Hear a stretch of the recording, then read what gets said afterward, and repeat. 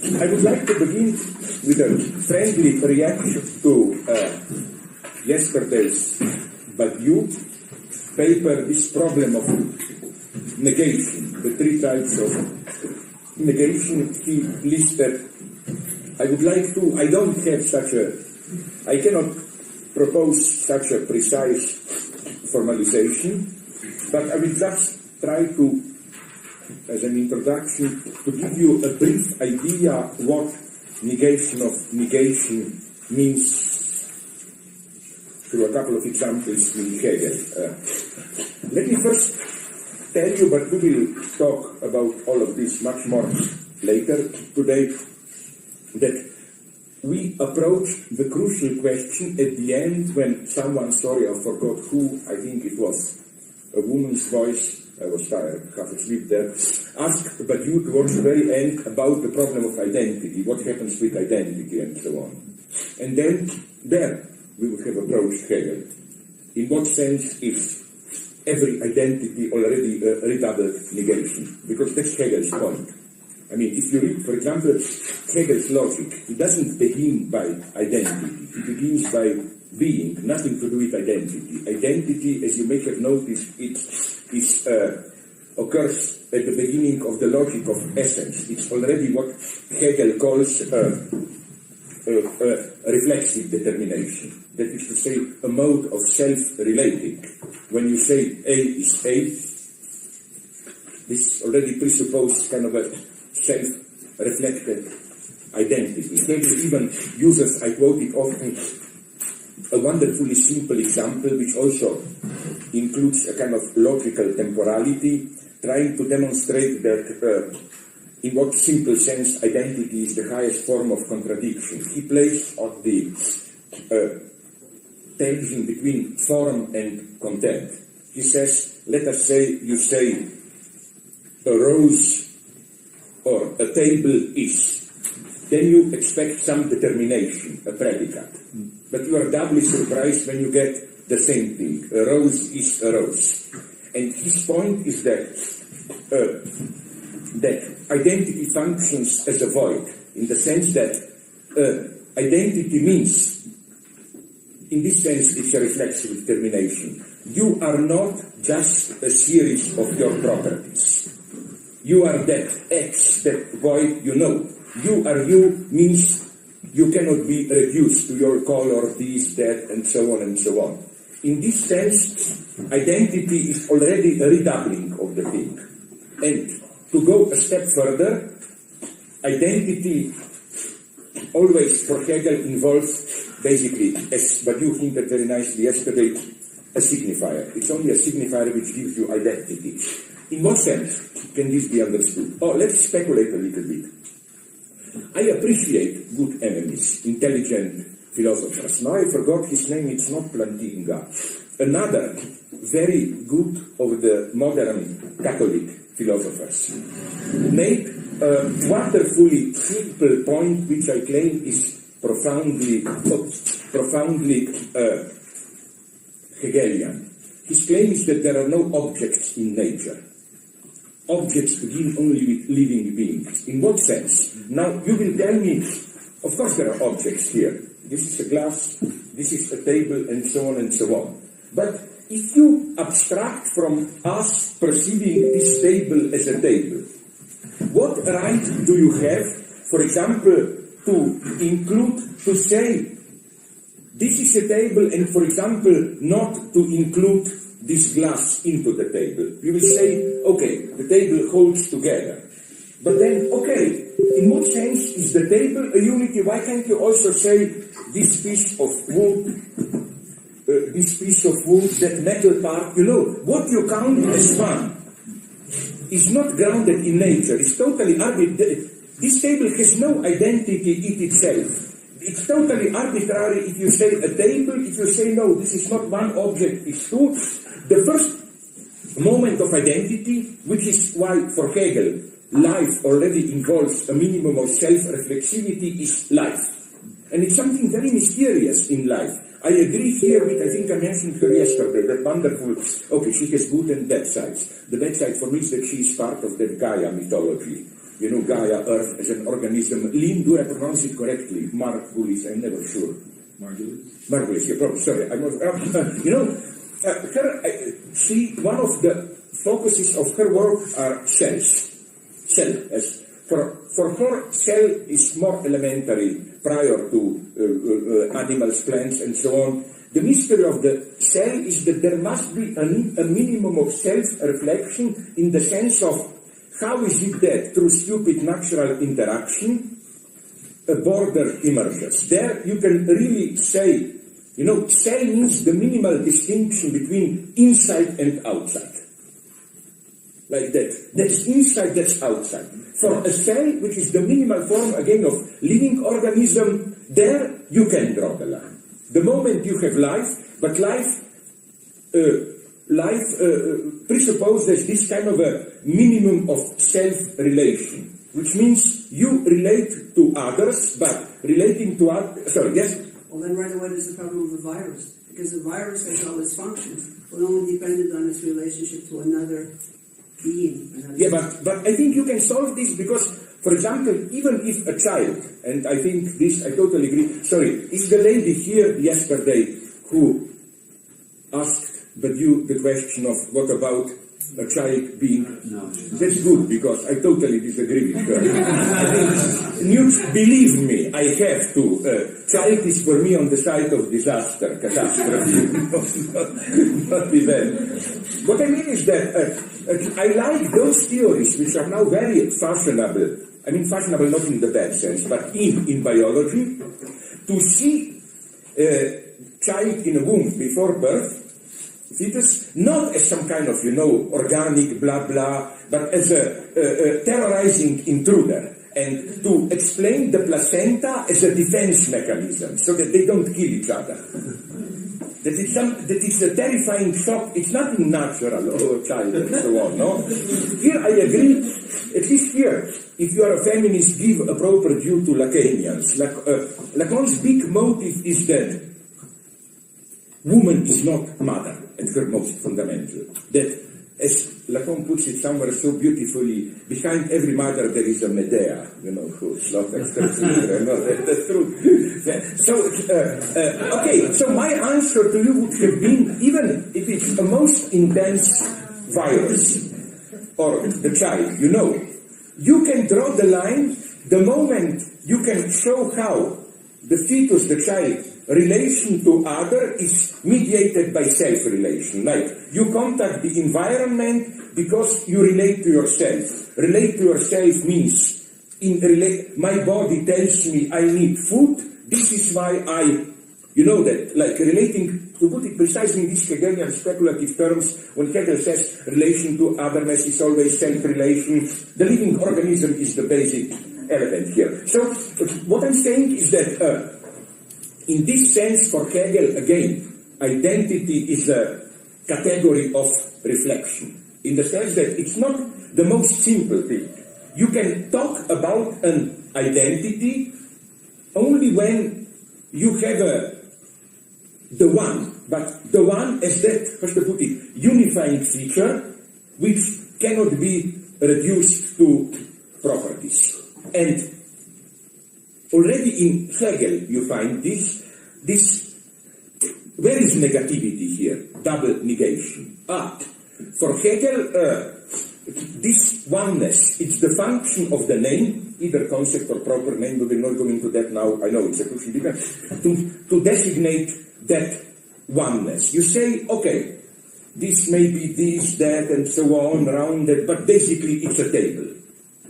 And Hegel's point is that, Hegel's famous saying, it was fashionable, he was not the first to say this bombastic rather statement, the word, the name is the murder of the thing, no? There is an element of negativity in it. Precisely, if you want from the thing to extract, as it were, its identity, you name it, but in a way, you kill it in the sense that you extract. Now, of course, now we come to the logic of desire. This is why Lacan links the so-called master signifier, what he calls S1, to the series of what he calls knowledge ordinary signifier, and this is why he leaves the master signifier to what he calls the object small a, this surplus enjoyment, however we call it, which is precisely the name for that mysterious X, which is of course a mythic property which makes you what you are. How does this function? Allow me to repeat some old analysis of mine to make this clear. Lacan has a wonderful definition of a master signifier somewhere where he says something very precise. He says that the master signifier is the point where the signifier falls into the signified. Vaguely. It's not meaning, sense. I know they're not the same. I know all the stuff about Sinn, Bedeutung, and so on. But what can this mysterious statement mean? It means that in a reflexive way, the name must, as it were, encounter itself in the designated object. It's constitutive of its identity. And that impossible objective feature, which would be the counterpart of a name, is the object small a. For example, even, let me put it in extremely naive terms, but which are appropriate here. Sorry, my God, I'm so impossible. I always have some kind of obscene, erotic stuff, but don't be afraid, I will not rape any of you. It's probably because I'm really getting old and diabetic, and when you no longer do it, you talk about it. But let's say I'm in love with one of you. That's not true. You talked about it more when you were doing it. Sorry? I know what you are saying. Yeah. As a matter of fact, no, as a matter of fact, okay, you provoked me, it's your fault, let me go to the end. I couldn't stand people, okay, in my case, I'm not gay, women who want to talk, this, darling, say something, blah, blah, blah. No. When you fuck, you fuck. When you talk, you talk. I hate this idea of whispering some... Making love is hard work for me. I think it's not bullshit if you do your work. None of that, oh darling, whatever, fuck it. And, but do you know that this is your choice? You provoked me, it's all his fault. I'm pure here. He provoked me. Even it would be nice to build a semiotic square, kind of out of... Unfortunately, it's done only for women. I don't think this is just. It should have been done only for men, but it's a wonderful analysis. A friend of mine, Dean McCannell, I know him because he is the husband of Juliet Flower McCannell, that San Francisco Lacanian lady. And he is also specialized he was the first, as it were, deconstructionist theorist of dualism.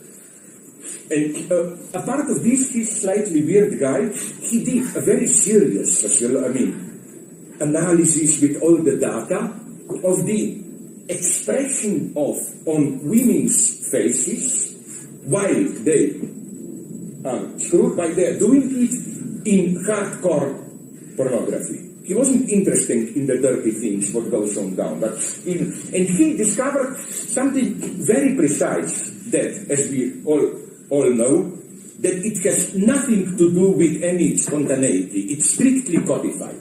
And then, I don't know the terms, he even told me that he contacted some guys who were involved in the hardcore industry, and they told me they even have technical terms for it. So there are 4 expressions codified. One is, I cannot please one is this simple word, this, how should we call it, ecstatic trance, whatever. This is, of course, the least interesting. Then, the second one is ignorance. Some people find it charming when the woman, fuck it doesn't concern me. Like even one of the codified things is even that the woman is chewing a gum or whatever, just yawning, boring, like, I ignore it. It's ignorance, she is above. And there is something unique. A fatal woman has to pretend to be born ignorant, which is why, if some of you know Russian, it's a wonderful irony. All Russian friends of mine know about it. We opera lovers, every generation we are lucky to encounter lady singer, soprano, who, my God, again my male chauvinism, who is not this kind of a big fat lady where your worry is, will she manage to make the next step, and you are all the time in anxiety in the opera, who is relatively beautiful, no? And, okay, every generation there is one or two. When I was very young, in the 60s, it was an Italian star called Anna Moffo. And it's all your fault. No, you provoked me. Now I will tell you a wonderful detail. I gave a talk at München Opera, and got hold of some old stage manager who knew her. And I heard a rumor about Anna Moffo. This is for me Lacanian ethics of desire. And he told me it's true. You know what was the rumor about her? Her career stopped relatively early in mid-40s. Now, I warn you, you can persecute me for harassment, this is tough. The idea is that she was extremely sexualized, acting in orgies all the time. And her specialty was to do fellatio on a series of men the same evening, swallowing everything. So then she detected troubles with her voice. She went to the doctor, and the doctor told her, you have to make a choice. Either you continue your singing career or orgies. No problem, she said, orgies. That's ethics. Okay, but let's go on. Now, more serious.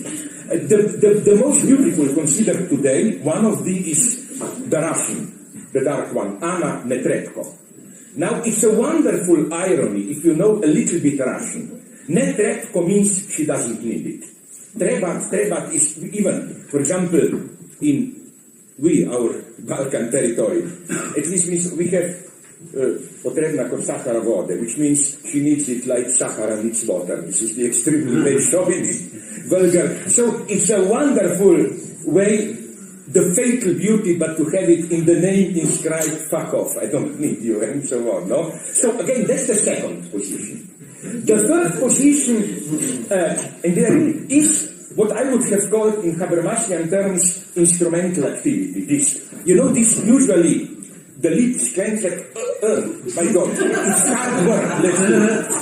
Then there is the fourth position, which is almost the best for me, for turning me on, this kind of a dismissive, ironic smile. The woman looks you into the eye and smiles. Is this all you can do? You know? Is this kind of... and the wonder, and again, I spoke with the guys, and I even once wanted to construct a kind of a Habermasian logic of three types, instrumental reason, and so on. The whole logic of communication out of this, and so on. But it really works, and the lesson is much deeper than you think. My good friend Robert Faller, who did the notion of interpassivity, an Austrian guy, it said that you cannot read. If you can German, do it. He now published it as a book. He did a wonderful book called Illusion of the Others, Illusionen der Anderen. The book, I tried to push it now to be published into English. It did very well in German by Surkamp Verlag. The problem is that in art circles, because he's most an art theorist, I don't know if you know it, I thought that we philosophers are the worst. But I discovered that art theorists are even worse. That there is such competition, you belong to one clan, envy, and so on. So it was always sabotaged by others, and so on. So, okay,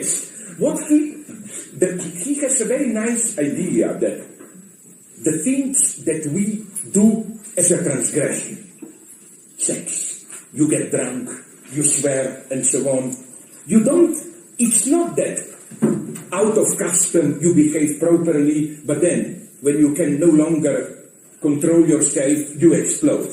That they are basically that it's strictly codified, and that you do it to belong to a group, it's always an acquired taste. For example, drinking. It can be demonstrated. He told me he spoke with some doctors that, I'm not only a woman, as I said yesterday, you can see that I'm a little bit crazy, and there are two theories in Slovenia. I'm serious now. One is that mentally I am in early puberty 12 years, the other is that I'm like 8, 9, and the general agreement is that I'm regressing backward. So I tend to agree with it, that for example, drinking alcohol, you do get attached to it, but the way you begin is regularly first, you don't like it, It's like out of, to keep up with your peers and so on and so on. It's to be part of a group, to imitate. Smoking, it's the same. And happily for me, maybe I'm still at that level, and not because of any, how should I put it, health arguments or what. I don't drink and I don't smoke, but because I simply don't like the taste, how should I put it. I don't get it, what's so good in alcohol. Okay, there is also a Stalinist, you are looking, you think crazy guy didn't yet discover what life is about. But I am, no, there is also, of course, another aspect. Privately, I'm a Stalinist paranoiac, and my idea is if you get drunk, you lose control, and the enemy can attack, One must be on the watch all the time. Okay, but let me go on. So, the idea, a beautiful one of Robert Fowler, is that the same goes even for sexuality. And that the intent, and believe me or not, I read I spoke even with some, how do you call them, biologists, sexologists, those who reduce sex pleasure to organic procedure and try, and they claim that from the purely organic standpoint, it's definitely without any doubt that masturbation is more pleasurable. And I can see it. You just sit down, you do it, you totally determine the rhythm that from the pure standpoint of intensity of pleasure, even orgasm and so on. I mean, doing it with another human being is unpractical, ridiculous, and so on and so on. So it's only the phantasmatic aspect which sustains, of course, in reality, the much greater pleasure and so on. So, sorry, yes? Was your experience different? Please, feel free to tell us how it was with you. Yeah. No, sorry, please. No, sorry. I was going to say that... this is called creative classes. New creative teaching, sorry. You brought it up. You are falling like, where did I finish with this madness? Sorry. Your fault. But no, his fault. He's guilty of everything up there. Yes. No, it's since I got to ETS, my right hand was good. No. Yeah. In Lacan, in Écrit, Yes. he says that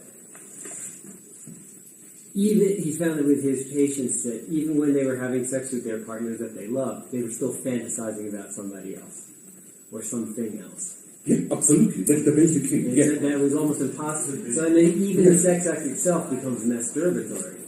Yeah. Like, Oh no, I've written about it. I'm just afraid to repeat. I know that I already repeat myself too much, but that's how you should read. Sorry, you have a comment. Would you share? Let's pretend we are in California. Would you like to share your experience? I'll share Yevtushenko's experience. I heard Yevtushenko recite, and he said, love is mutual masturbation in manure. Why manure? Manure like shit. Yes. Why this must be a specifically Russian touch? Why manure? Where's the sublime and the ridiculous? Yeah. There wasn't Borat. Yes.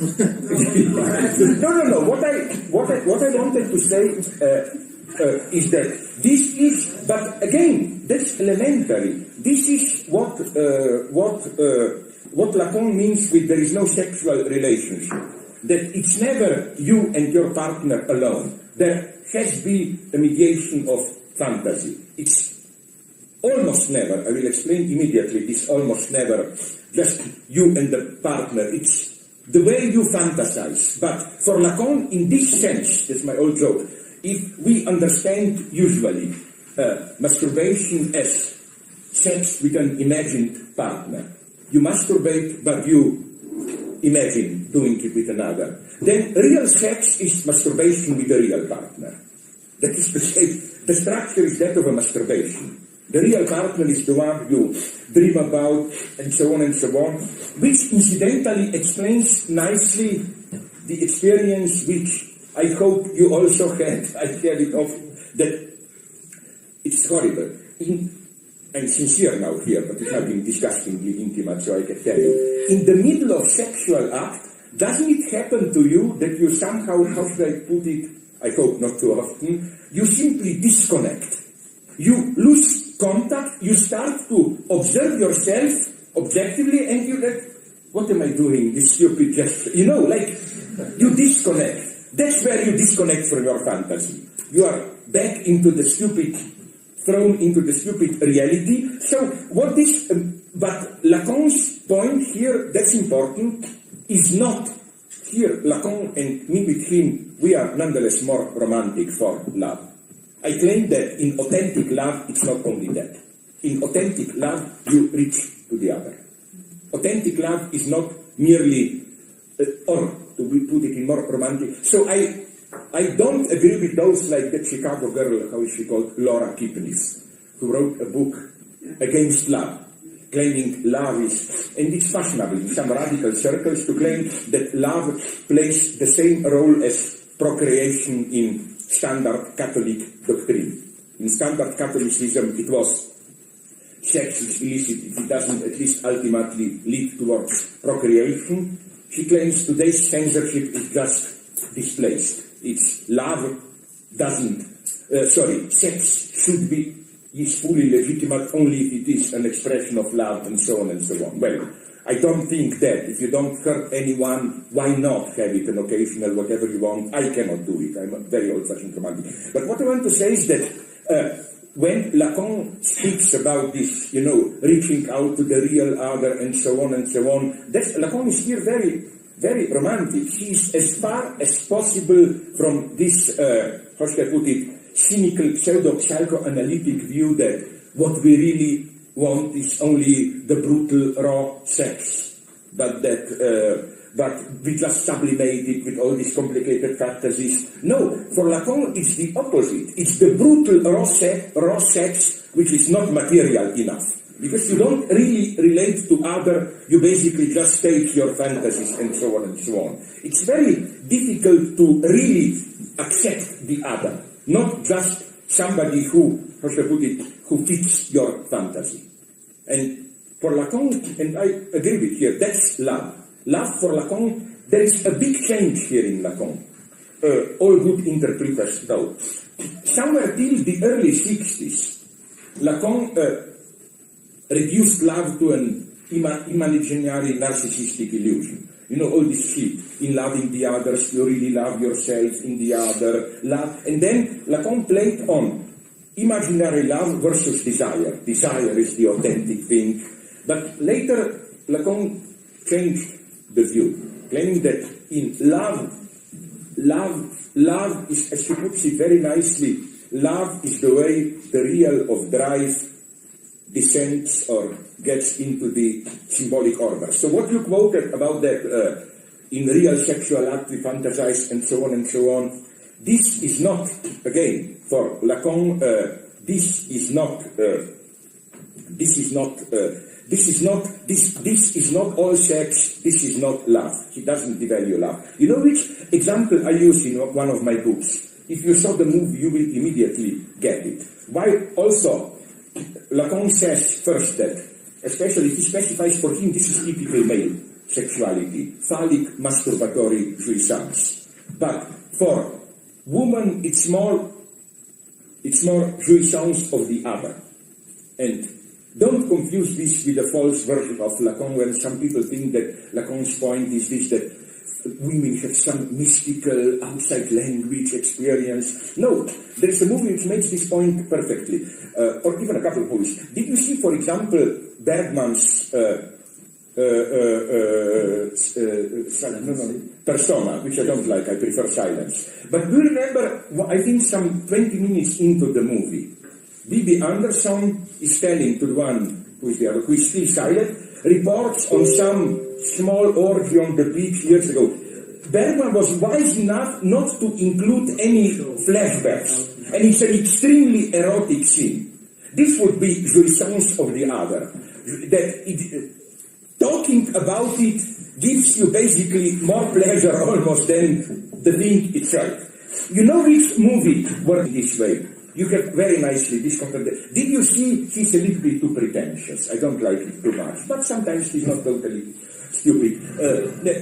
Lars von Trier, Breaking the Waves. Yeah. You remember the pact that the guy and Emily Watson make. She should screw around to tell him. He exploits her. His pleasure is masturbatory. He needs her as an instrument to provide him fantasies so that he can masturbate. But for her, it's jouissance of the other. As he makes it very clear, while she actually seduces other men, it's disgusting for her. Her only pleasure is telling him about that. Yes? What about the movie Sex, Lies, and Videotape? I know, but I will not bluff here. I half forgot about that movie because I don't like Andy McDowell. Oh, sorry, I'm very vulgar. Some idea of watching other. Yeah, I know. Yeah, but that's more. But that's more. Who is the guy? James Spader, no? The way he does it, it's more okay. You can also read it as a kind of a how the guy slowly breaks out of this masturbatory circle and so on, gets into love. Yeah. You can, but okay, let's nonetheless, now we got totally lost. Let's go back to the main line. Yes, so my point, where were we? Yes, the jump was from this fantasy and so on, and then to this point, 4 types of women's expression. Incidentally, this also raises an interesting question. Don't be afraid, nothing tasteless will follow now. About hardcore pornography, what's your point of identification there? I absolutely don't think that you identify if you are a man, a heterosexual man. I'm now talking about the elementary situation. Heterosexual man watching a heterosexual straight movie. I don't think that the point of identification is that you identify with the guy who is. No, that guy is pure instrument, which is why they usually use some sailors with tattoos, etc., which incidentally for me is extremely destimulating and so on. Because I'm very conservative here. Basically, I'm against hardcore pornography and I'm against even prostitution. I mean, no, women can do whatever they want. I just don't think, okay, some friends try to convince me I buy this, that. Maybe, I don't know, there are women who relate to money they earn in prostitution in the same way that psychoanalysts, who are, we all know, prostitutes of the mind, relate to payment. As Lacan puts it very nicely, the function of money is to allow you to keep out of a certain libidinal circuit. Why do you have basically to pay the analyst? So that he will not get drawn and become just another of people in whose that circle in whose traumas you are involved, and so on and so on. So I was told, but it's up to women to say, I don't know, that if you, and I think this is a totally respectable position, if you just want raw sex and hate any involvement, emotional, that maybe that's how money can work. It's a kind of a guarantee of not getting involved. And it works this way. Let me give you, don't be afraid, no obscenity, a pure clinical example. What was Freud's mistake in his most famous case, the treatment of Wolfman? You know Wolfman, the Russian nobleman? After October Revolution, he lost money. And Freud was too good. Freud helped him. Instead of Wolfman paying him, Freud gave him some money to survive. The result was clinically catastrophic. A big regression into paranoia, in the sense of, because if you are in this borderline, he is basically some kind of borderline case. You cannot say that he is really paranoid. But it triggered in the 20s regression to paranoia. Because Freud was all of a sudden, by paying him money, Freud lost this analytically neutral position. So, this triggered immediately in Wolfman paranoia activity in the sense of, why is Freud giving me money? This famous Lacanian Kevoy, what does he want? Is that kind of plot to control me? Does Freud want me to marry his daughter or whatever? This is why you have a serious relapse, and then it's only later he got Wolfman in the late mid-20s, another analyst, an American one. Was made famous by that movie with Jane Fonda, Pentimento. With Jane Fonda plays there the Dashiell Hammett wife, the writer. What was her name again? Lillian Hellman. But the Vanessa Redgrave character, that leftist communist who was also a psychoanalyst in Vienna, you know who is the model of that? Muriel Gardiner, a pupil of Freud who was in Vienna in the 20s. That's the real life model of, and she then set things straight. She then cured Wolfman, and then it was surprising, he survived till early 50s in Vienna and so on. But so, what I wanted to say is that maybe it works like this, but nonetheless, how to put it, don't you think there is so much, and maybe there are some cases, so friends tell me, where you have how do you call the guy, Macron, the guy who controls a prostitute, who? Pimp, yeah. Maybe there are some ideal relationships of a nice pimp who really protects you, but as they say, I would like to see it, and I would like to really hear the entire story. What I found much more interesting as a problem is male prostitution. Because you know why? Because men had to prove it with erection and so on. So how can you link money being... Okay, but we are getting lost in it. Let's go back to Hegel and all this stuff. So the point of... That's where we started this digression. The point of Robert Fowler is how sex, all this, as it were, wild outbursts, that they are strictly, as Lacan would have put it, an affair of the big other. They are not, as it were, spontaneous explosions of our innermost blah, blah, blah. We have to learn them. These intimate transgressions are even more codified, and I noticed this with some of my friends, that it's a little bit like, you remember the tasteless story I was telling you, that Albanian soldier, when we went into mother, sister, mother, it was totally ritualized, a little bit of obscenity, it was kind of obscene duty. We have to go through this, and maybe I am a madman here, I accept it. But I noticed that that these are my relationship with some of my friends. When we meet, for example, my good friend, the Jewish anti-Zionist cinema maker, Udi Aloni. When we met, we first go to obligatory 10 minutes, extremely vulgar, humiliating each other, you dirty Jew, how are you doing? Just to give you an idea of these really nasty obscenities. He always mocks me and tells me, this disgusting myth about Jews, of that they eat Christian babies, children. He told me, come to me to dinner. I told him, no, I don't dine with Jews, never be Jews, we try that. Then he tells me, but I will serve you a good Christian baby. Then I tell him, no, the last time you cheated, you bought a discount, refrozen Christian baby. Then he said, I promise you, and we go through this, and the perversity is that we both experience it as a kind of a ritualistic duty. Then after 5 minutes we say, okay, we did our duty, now we can talk normally.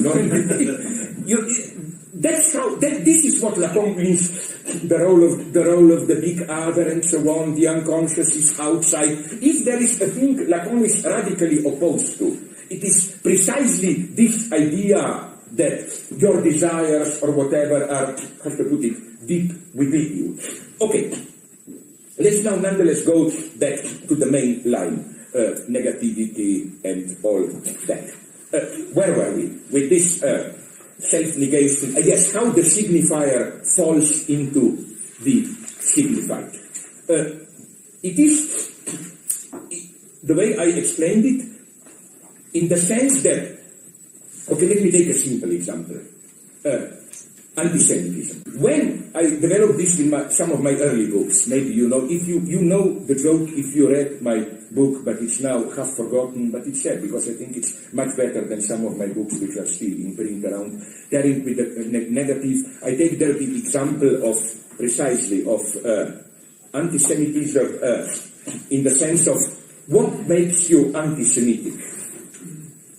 If you say Jews are dirty, exploiting you, whatever, all the properties an anti-Semitic subject attributes to a Jew, it's not enough, I claim, to be anti-Semitic.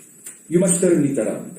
you are anti-Semitic if you say you are dirty, exploiting because you are a Jew. And then if I ask you, but what is that X? You say, I don't know, it's that mysterious something in you more than you. Like it's the same joke as with, for example, when you fall in love with a woman. Or with a man or with a... you know, this is an old joke, but it's obviously true. You know that if you know this eternal question, tell me why you love me. Of course, the point is that if you can answer the question, there is no love. Because the moment you can say, okay, I made a mental account, no, minus, your teeth are not quite straight, your ass is a little bit too narrow, whatever, or wide, plus your breasts are beautiful, your mouth, blah, blah, there are much more pluses than minuses, so let's do it, it's out, it's not love. Love must be so that you don't simply say, I love you because this, but all the real properties become, in your experience, of course, an expression of, there is some, as Lacan likes to put it, there is something in you more than you. I don't know what, but on behalf of that X, I love you. Which is why, the way this is confirmed, this is a nice melodramatic detail. I read it in this kind of a, kids love counseling reply to readers' answer to readers' questions. That this is why, and this effectively is the experience of most people, I was told, that let's say you flirt with a guy or a girl, and you are still undecided. Symbolically, when do you fall in love, in the sense of, my God, I am in love. As a rule, it's through an imperfection. It's not that you say, oh my God, so many good things, now I love him or her. It's that some small imperfection, a clumsiness, the way she or he spills the milk, too loud, stupid laughter, and then it has the form of, fuck it, in spite of that, I nonetheless love him. That's how love always emerges as this kind of, in spite of, I love. It needs an index of imperfection. So, this is why, incidentally, this is a nice, vulgar story, but it's true. I read some 20 years ago, when they were still young, a kind of a very stupid opinion poll in one of these city journals. They asked 1,000 men, blah, blah, like, whom would you prefer as wife? The two beautiful at that point, Cindy Crawford or who was the other one? Claudia Schiffer. Cindy Crawford won. And they gave the answer, Claudia Schiffer is too perfect. Cindy Crawford has that sign there, like, it shouldn't be a perfect woman. There must be a small sign of imperfection. But what I want to say is that for Lacan, in libidinally relating to other people, that's my point now, the name stands for that X. You are not only that. You are a name. Okay, we try to be objective. I hope, is any Carla here or Christina? Okay, so I can use the name. I will not be accused of also when you say emphatically, Carla or Christina is not just beautiful, she simply is Christina. The name tautologically refers precisely to that something more. It's the same when you say a Jew is a Jew. If you are anti-Semitic, you say, however they appear to be normal, there is something, I don't know what, in them. And now, why does here signifier fall into the signifier? Here I will give you an example that I use in that early book, and it's still my favorite. In socialism, we had a wonderful joke. First, you should know that it originates from Poland, I think, this joke.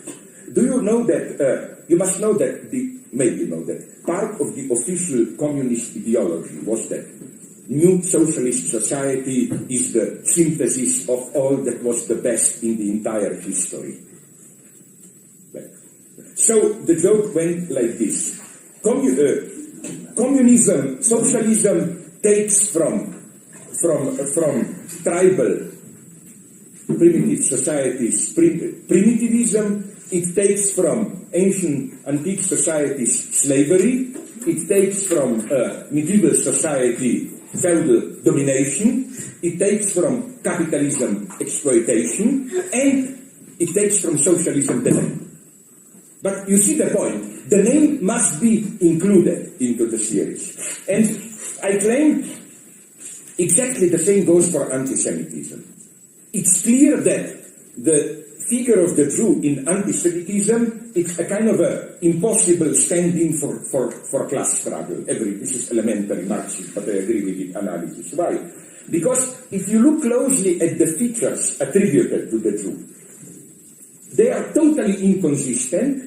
They are an impossible combination of upper level and lower level. Jews are rich, exploiting caste. They are too intellectuals, too hardworking. But at the same time, Jews are supposed to be sexually seducing, dirty, not washing themselves, and so on and so on. They are literally a fetish. Like the disavowal of class struggle. So you can say that, of course, now I'm talking about the anti-Semitic figure of the Jew, that it's exactly the same there. Anti-Semite, in his image of the Jew, takes from rich capitalists' exploitation, from poor people their dirtiness, from promiscuous people their sex drive, and from the Jew the name. That's not it, no? But again, this reversal, when I said it's not just that Jews do this and that in anti-Semitic imagination, but you turn it around. They do this because you do this because you are a Jew. This means, again, that what Lacan calls the object small a is produced. That mysterious X, something in you, the mystery of what is a Jew, and so on, which makes you. I will talk about this a little bit in the evening, because the mystery here, it's a very interesting one, is, if you are looking into the roots of the Holocaust, is how things radically change precisely when Jews were, and this is a great achievement of French Revolution and Napoleon, in spite of all other things, when Jews became, how do you call it, politically emancipated, no, at least officially, no longer quotas and so on. Although I'm well aware how long did de facto apartheid and quotas for the Jews last. For example, did you know that at Princeton University in the United States, I was told it was still early 60s, that there were unwritten quotas, not more than so many Jews. Or one of my most tragic but beautiful experiences, and this makes you nonetheless a little bit softer on communism, is I met in Israel an old communist Jew. And still, he was celebrating Stalin and so on, privately, of course. No, and I asked him, blah, blah, blah, and you're a little bit crazy, Stalin got anti-Semitic lately and so on. And he told me something very simple but beautiful. He told me that he was a Polish Jew from Poland, and that he told me, we cannot imagine how anti-Semitic Poland, incidentally, it still is today, very much, no, was just before World War II. He told me that there were at Warsaw University, where he was studying, if you have this big lecture hall, on the top left, reserved benches for the Jews, up there. And that's nonetheless nice. He told me, the only non-Jewish people who always came to us Jews and shook hands and so on were the communists. That's nice. Nonetheless, he told me, he simply, whatever you say against communists, okay, now you can here defend communists but still be against Stalin when you take into account that, I don't even know this, that the fate of the Polish Communist Party in those purges of the late 30s is probably the most terrible of them all. You know, when Stalin was doing the purges in different communist parties, he usually killed most of the leadership, but with regard, I don't know, was he already planning the division of Poland with Hitler or what, but his plan was a little bit more specific with Polish communists. He simply wanted to kill them all. The plan, basically, apart from a couple of hundred to the entire Polish Communist Party, all the members he could hold on was They were all killed by Stalin. But what I want to say, let me go back, is that, again, is that how you see, or let me give you another example to see how ideology works, which I also like very much. It's the same mechanism of master signifier. You saw the movie, I hope, Josh. I don't like it very much, Spielberg. Now you know that interpreters dwell in this stupid problem. What does the killing shark symbolize? What does it stand for? Is it, I don't know, you have leftist readings where they say it stands for, I don't know, big capital, whatever. You have rightist readings where they claim it's either fear of natural catastrophe, it's fear of immigrants, whatever. Incidentally, you know that Fidel Castro likes the movie, and he says, it's not so clear to me, it's clear. It's sharks means the sharks of the great capital, it's American level, whatever. But I claim that it's wrong to ask this question. The point is that it means all and nothing. It does an exemplary ideological operation, the movie. The point is that, of course, an average citizen has all these fears. You fear being screwed up, like now in this financial crisis, by the banks. You fear immigrants will attack it. If you are racist, you fear I don't know what. You fear earthquake nature. But what the movie does is, as it were, replace all these fears with one signifier empty. It's like the Jew, the shark. Which the point is precisely that you can have one clear object, things become clear, but still you can, which unites the inconsistent multiplicity of your fears. It's exactly the same again with anti-Semitism. Imagine Germany in the late 20s, economic crisis and so on. People had all types of fears. They were afraid of being exploited, ruined by banks. They were afraid of sexual promiscuity, blah, blah, whatever you want. What Hitler did was to offer them one, the name, by saying, behind all this there is a Jewish plot. It means all these fears can be focused in this one figure. And this is what Lacan means, nothing mysterious, by signifier without signified. It's empty because, as I told you, apropos of the Jew and so on, or socialism, all the actual properties are taken from here and there. The only thing that is original, added to it, is the name. And the empty name, the Jew. Of course, Jews are not empty. Now I'm talking about anti-Semitic image of the Jew. And it's an extremely delicate question, but interesting. You know, this historical question, how should I put it? Why were the Jews chosen to be Jews? That is to say, why were the real Jews chosen, elevated, unfortunately, to play the role of the Jew in the anti-Semitic imagination? One can say a lot here, but it's a dangerous topic. Why? Because on the one hand, it's too easy to say it's totally contingent. It could have been anyone else. On the other hand, if you give reasons in the wrong way, you may end up half justifying it. No? It's a tricky question, I know. But to go back, all I wanted to show to you is how this would be the Hegelian point about identity as self-reflective, about how you have a multitude of real properties, like socialism. You live miserable, people exploit you, and so on. You add just the name unites it all into the one. The name is an empty name, not empty in the sense it means nothing, but in the sense that what it adds is just performatively itself as a name. All content is taken from elsewhere. Now you will say, but names do designate something. There must be something which is the objective counterpoint to this empty signifier. That's what Lacan calls object small a. You know, this is how, again, we operate. When you say, I love, who was my choice 10 minutes ago? Christina, Carla. No, Carla is, you know why I avoided Carla? I really love it too. First, I hate Carla Bruni. She's not my type, to make it very clear. But point two, it raises too many real hopes with me, like, I still like those early thrillers by John le Carré, you know, where the big enemy was Carla. Carla was the name of that mysterious head of KGB who did it and so on. So don't mess with Carla. There is real love there.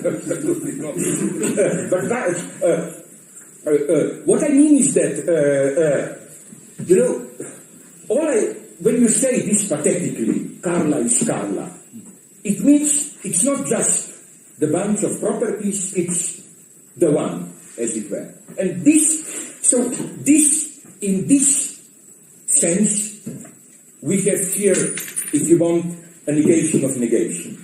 You start with an object which doesn't yet have full identity. That would have been the position, but it's nothing. It even doesn't yet have the identity. Then, this mess is negated, every determination is negation through determinate properties, beautiful, nice, blah, blah, blah, and then you negate the negation Christina, or whatever.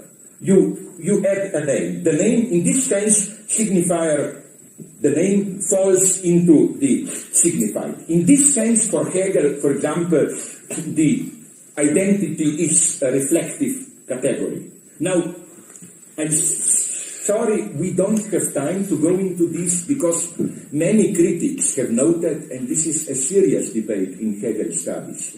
The problem is that Hegel introduces terms as concepts, identity, difference, only at the beginning of the second book of logic, Logic of Essence. But he uses them from the very beginning. So what does this mean? Is Hegel inconsistent? Should we say that from the very beginning he presupposes something, some conceptual determinations that he didn't effectively bring? I mean, this brings us to the intricate topic of the consistency of Hegel's logic and so on, which would have been too much. But that's my first point that I want to make with Badiou. And here we don't have time to go to it, but please don't misunderstand me. Alain is my best friend, but you know what's for me a true definition of friendship? I saw a German, I love them, Nazi melodrama. You know that the big hit and Goebbels was vice here. In Nazi Germany were musicals and melodramas. Goebbels knew very well you shouldn't feed the population just with stupid propaganda. No? Okay, and in one of them, the actress is a kind of a spoiled girl who has a fiancé and she humiliates him, mocks him all the time. Fiancé is a rich guy from upper classes, so the father of this girl tells her, you shouldn't treat him like this, he will drop you, whatever, I want you to marry him. You know what she answers? But I love him, and if I love him, I can do whatever I want to him. I mean, first to put it, there is an element of truth in it. So, in other words, I love Badiou, so let me say all bad things I want. Seriously, all that stuff that he was making with intensity and so on, I claim that a little bit, a lesson of Hegel would not hurt him. You know what I mean? That this aspect of, although he knows about it, we have a long debate here. You remember how at the end answering he said, yes, identity in that, the bad world, the intuitionist world, yes, identity is symbolic and so on. But he oscillates here. For example, this also would have been the answer to one of your questions. Ask him this, and it's a friendly question. I mean, he will be glad to answer you. Because one of you, I don't know if you are here, asked him a simple but precise question. And I like these simple, precise questions because they are the nastiest, in the sense of they are the really hard questions. Like, how do you know that an event is an event? This is the eternal question that Badiou is attacked for. Like, how do you distinguish an event from a pseudo-event? Usually, politically, what is behind here is Heidegger. Because for Badiou, Heidegger is an example of getting fascinated, seduced by a pseudo-event. Looking for a revolution, he thought he found it in the Nazi revolution. So how do you distinguish it? I don't think that you can really catch him here. He has, read him closely, a precise definition of a site where an event emerges. You know, when he said, what he didn't develop yesterday, and please press him on this, not to catch him, but this is Badiou at his best. When he distinguishes within the multitude of a world, what he calls a world, a so-called eventual size, like what he called minimally the non-existence. Sometimes he uses the wonderful name of symptomatic torsion, an element which is formally part of the set, but lacks any definite properties to be properly located within the set. It's as if the excess of the set. Sometimes he uses the term surnumerary or whatever. You know, it cannot be, it is included, but cannot be properly counted. So, in other words, that's crucial to understand him. It's not just just a multiplicity. He would have shot me for this. Multitude is matter, you know, you don't mention this, no? It's multiplicity. Incidentally, did you get his wonderful point there, apropos multiplicity? It's a very nice position. I think he is right there. His idea is that, and it's again a very Hegelian, is that multiplicity is original. Ontologically, you don't start with one and then you say, okay, we have 1, 1, 2 ones, we go on. No, originally the many, the multiple is original. And now you will say, but fuck it. I'm sorry, now I will be really nasty. I'm using these expressions and gestures so that you will be able to understand me too. Sorry, whatever is that. Now you will say, imagine you, the stupid partner that I imagine. We always think like this. Now you will say, but wait a minute, if you have multiple, multiple is by definition many ones. No, his point is no, it goes endlessly. You analyze the multiple, you go further, there are always many. You never, and if anything, today's quantum physics makes exactly the same point, that you will never reach the atomic zero level. So, his very nice theory is that the correlate of multiple is not one but void, zero. And that one comes after. One is the result. You must do very specific operation he describes them, between multiple and zero. Basically, this would be the Lacanian solution. I'm not sure he agrees to it, that you arrive at one if you count by counting nothing. By counting nothing. Okay, but that's more the problem of Frege. I don't know if you know this, it's a wonderful, crucial debate, the notion of suture, which was introduced by Miller, way back in Jacques Miller, and then Badiou wrote a polemics against it. This is, I think, the big debate. But let me go on. So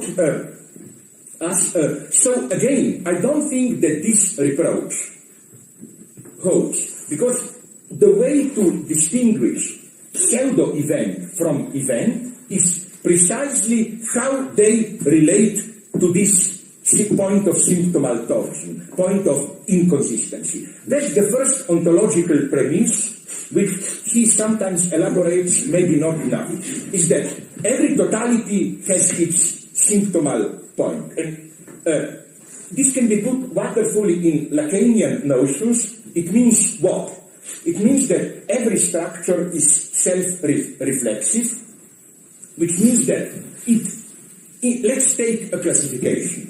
You know, at the beginning of his, what's the stupid English title, The Order of Things, Le Mots et les Choses, that Foucault refers to that Borges' famous classification of dogs. White dogs, fat dogs, all dogs which are owned by the emperor, and then at the end, all the dogs who are not included in this list. That's the structural logic.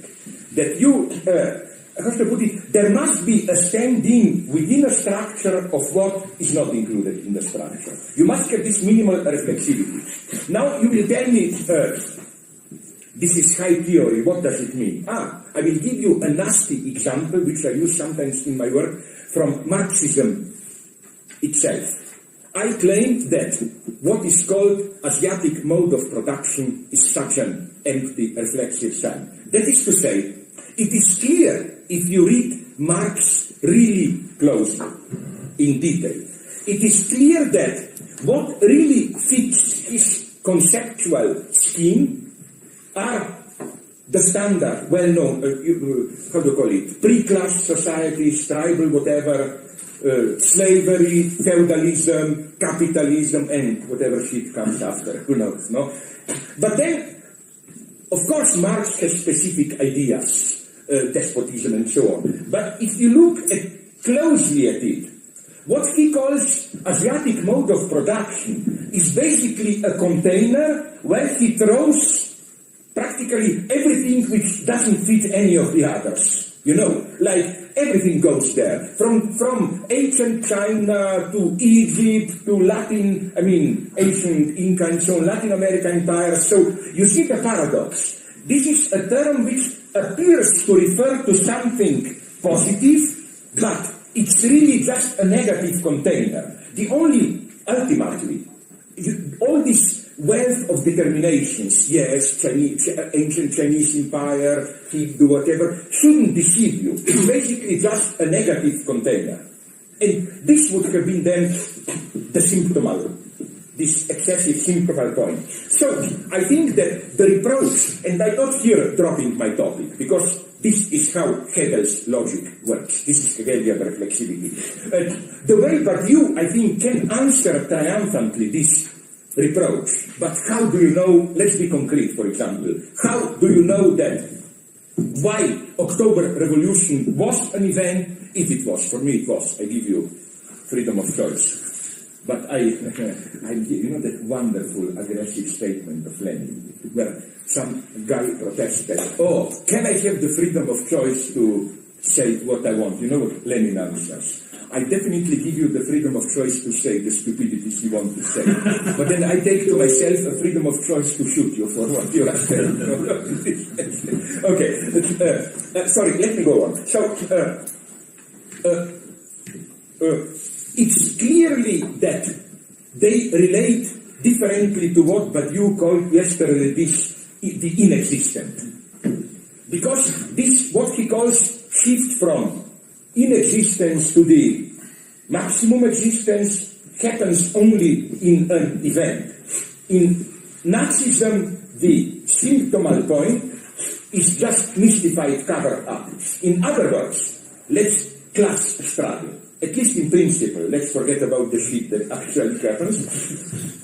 In a communist revolution, workers effectively, I'm not saying they do, should become, or whatever, you know, they set the standard.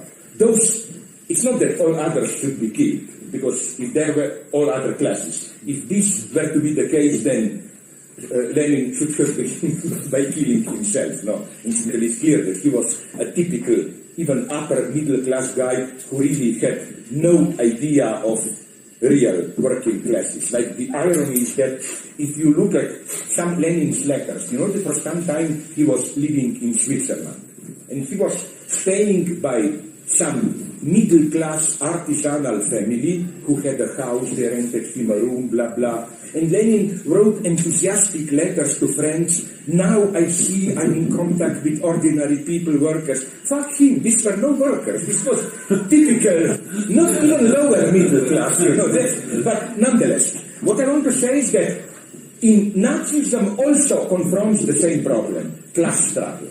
But it doesn't do this operation. Let's shift the inexistent to the maximum intensity. On the contrary, it just wants to control the struggle by imputing the cause of the struggle to an external agent. It's not because society is in itself antagonistic, it's because the Jews from outside introduced chaos and so on, and then to impose on it some kind of hierarchic order and so on, where workers are still down, but they are taken care of, at least officially. You know, all this shit the relationship between capital and work shouldn't be just one of financial exploitation, capitalist should be a kind of a father taking care of, blah, blah, blah, all this idea of sentimental, more authentic relations between master and servant, and so on and so on. So again, the moment you don't just say multiplicity and then miracle of the event, but the moment you take into account that event is very precisely defined as where, how an event can intervene, which is why maybe sometimes Badiou doesn't accentuate this enough. An event is purely structural. You can do the same thing, but if you do it a little bit too late, it's no longer an event. You know what I mean? You must do it at the right time. Sorry, did you want to? Or did you just... Sorry, you know, this is the semantic misunderstanding. Often it happens to me. I don't know if the guy scratching his head, not you, or... Both, probably. Both, okay, sorry, yeah. This is called over-determination of nature and culture. I'm talking Sorry, about the please. self-reflexive nature of Yeah. the event. Isn't it that he's trying to get at that it's either zero or infinity, pretty much? That there is no self-reflexiveness? We would have to go here to what he means by self-reflectiveness. It's good that you touch this topic, because I think that even now he struggles a little bit with this. And for his own good, it would be good if in a debate, and again, I'm not slandering him behind his back, you can report anything you want, like all the dirty things that I can tell you. For example, this is my standard joke about him. No, I will immediately return to it. I will not forget what you said. For example, do you know which movies he likes? This is a standing joke between me and him. He knows that I always spread this slander, but it's true. Bridges of Madison County. Yeah, that's one. Bridges of the Madison County, he thinks it's a really great film. Then, This is your way. he has a soft spot for Armageddon, you know, this kind of nobody is perfect, I would say. Sorry, but let's go on with this infinity and event and so on. One are self-reflexive, zero. Yeah. So in the sense that in being and event, he still claims that an event includes its own nomination. That is to say, this is another way to say that an event is an event only for those who participate in it. For example, if you look objectively... Come down to your level, maybe let's take the orgasm as an event that... Why should it be an event? No, here I'm conservative. No, okay. Why should orgasm be It's an an event event? that causes us to want infinite number of events. Okay, but why should this be an event? Like, okay, let me be extremely vulgar. Let's say I am a sadist. Let's say I am a sadist. Let's say I will go back, sorry, to tested waters. Let's say I am a sadist and I want to, I don't know, cut a needle into your eyes. What if I discover the desire to do it infinitely? I doubt this would count as a, you know what I mean? Let's talk about my example then. Okay. Orgasm. Yeah. An event that inspires infinite number of events. Like we always want more of it, right? Orgasm is not the thing. Yeah, but okay. So what's the point? Do you think this is enough of a... Again, for Badiou, let's be precise. Event is something which intervenes at that point of symptomal torsion, the inexistence of the structure. Where do you have this in orgasm? I tend more to agree with Badiou, who, you know, when he defines a situation, he said that every situation had this, not infinite in the positive sense, like the infinity of the event, but the measureless. For him, enjoyment, jouissance is infinite in the more bad Hegelian sense of it's boundless. And as such, it's open to this or that use. Which is why, for example, Badiou, I agree here with him, opposes both standard versions of, you know, this old boring topic, sexuality and revolution. On the one hand, the conservative revolutionaries, like sexuality is the last step of bourgeois ideology to catch us, and the true revolutionary must forget about his sexuality, be ascetic. Or on the other hand, this 68 stuff, those in power rule us through sexual oppression, sexual liberation is blah blah. I spontaneously, to me, sexual enjoyment is more this formless, neutral. But inside of love, let's go back to your statement about love and procreation. Let's say an orgasm can be an event inside of the idea of procreation. Right. Why not? What makes procreation more than just the animal?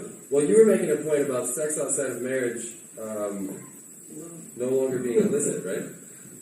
Inside of the idea of love. Yeah, but nonetheless, it doesn't make it in itself more authentic. How to put it? That's a nice question you touched here. I'm so sad we cannot go endlessly into this. But I had a great debate with Badiou here, very personal, not in any nasty sense. And he also agreed with me that, in the West we have, that famous book, how is the guy who wrote it? I forgot, my God, L'amour en Occident, Love in the West. That great, it will come to me the name, he's a great French historian of ideas. It's even the great reference to Lacan, on the notion of courtly love, where the idea is true love is not possible within marriage, the true love has to be transgressive. I'm opposed to this idea. So, back to you, okay, it can be outside marriage, but it's not a condition. Sorry, please go on. It's just a framework for the event. Yeah. Trying to establish a framework. But what would have been event here? Yes, you are after. The event would have been inception, I guess. But why? What? Give me a precise definition. What makes the creation of life as an event? Yeah, but again, why? I hear more about you an idealist. I mean, I think that you identify event too much with something beautiful, new, which happens. Well, that's not enough. Isn't that a material view, though, that it's related to? Yeah, but again, for Badiou, I'm returning to my old point. For Badiou to have an event, it must intervene into the symptomal point, this torsion, whatever, of a situation. As he emphasizes again and again, there are no universal events. Sorry? I said there must be an indiscernible for an event. Yeah. Yeah, that's the term I was using. I was missing. Yes, you are right. That for him, jouissance is indiscernible. And the subject somehow sucks us out of the meaning out of the indiscernible. Yeah. So for him, an event would have been if orgasm becomes through love. There's always a fantasy in the orgasm, in a sense. The object is a fantasy. There's no indiscernible involved. You've already created the object in the fantasy. Yeah, but nonetheless, okay, we cannot go into it. I'm tempted to say that it's... There is no object. I mean, there is no object. I don't know, one should be more tricky here. I mean, how should I put it? It's mystery. It's complex. What really happens, not in biological sense, but... I just don't think that the notion of orgasm fits into the notion. Well, I think it would if you included all the conditions for sexuality, going out to dinner, going on a drive and stuff like that. They could create the conditions for love. You know what this? Maybe this is my melodramatic mind, but which situations interest me as potentially event. Did you see a shitty melodrama, but which is not totally bad? I liked it when I was younger, with Meryl Streep and Robert De Niro, not the Deer Hunter, falling in love, where they are both married, they start to meet, and then they decide to do it. They go to an empty apartment that is given to Robert De Niro to use it by a friend, and then they start to embrace, and they stop. They don't do it. This makes it an event, I claim. Because they are well aware that by doing it at that moment, at that precise moment, it would have meant it's just a cheap love affair. By not doing it, they assert it as... So zero. No, I know you are back, yeah. You are. I had you in my mind, yeah. Okay, sorry, I'm sorry, please. Yeah. No, okay. This is a very good conversation because the event has to introduce some form of rupture with all the grounds that have already been established with laws and norms. Yeah. But there's a connection with sexuality because the event, what it does is opens up the field of possibility, like what you said yesterday. Yeah. So it introduces infinity to a finite situation. And Yeah, but not the infinity of the indiscernible. Again, Lacan said that the only thing that is infinite is the woman's orgasm. the only thing that Is infinite Yeah. is the woman's orgasm. Yeah, but I must. Now we are entering another domain.